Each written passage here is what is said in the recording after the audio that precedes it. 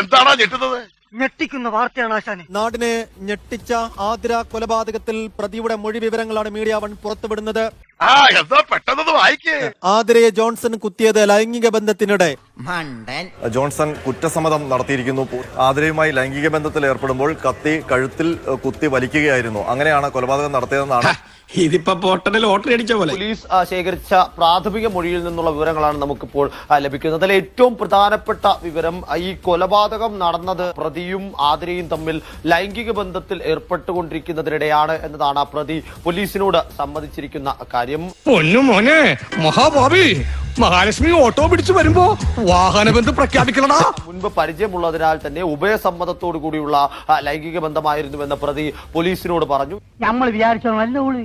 നിങ്ങളെങ്ങനെ വിചാരിച്ചു? ഞാൻ വിചാരിച്ചു നല്ലൊരു പെൺകുട്ടിയാണ്. പോക്കാണ് മോനെ. അറിയാന്നേ പറഞ്ഞല്ലേ പോകാം. ഇതിൽ കൃത്യമായ പ്ലാനോട് കൂടിയാണ് ഇത് നടത്തിയതെന്ന് വ്യക്തമാകുന്ന വിവരങ്ങൾ പ്രതിയുടെ മൊഴിയിലുണ്ട്. ഈ സംഭവ ദിവസം രാവിലെ ഇരുവരും തമ്മിൽ ലൈംഗിക ബന്ധത്തിൽ ഏർപ്പെടുന്നതിനിടെ ഈ മെത്തയ്ക്ക് കീഴിൽ വെച്ചിരുന്ന കത്തിയെടുത്ത് ആതിരയുടെ കഴുത്തിൽ കുത്തുകയായിരുന്നു.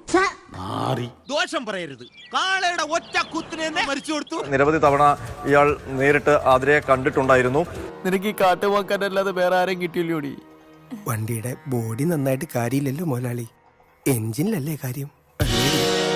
കൊലപാതകത്തിന് ശേഷം പ്രതി മടങ്ങിയത് ആതിരയുടെ ഭർത്താവിന്റെ ഷർട്ട് ധരിച്ചെന്നും തന്നെ ഒഴിവാക്കുന്നതായി തോന്നിയതിനാലാണ് ആതിരയെ കൊന്നതെന്നും പ്രതിയുടെ മൊഴി.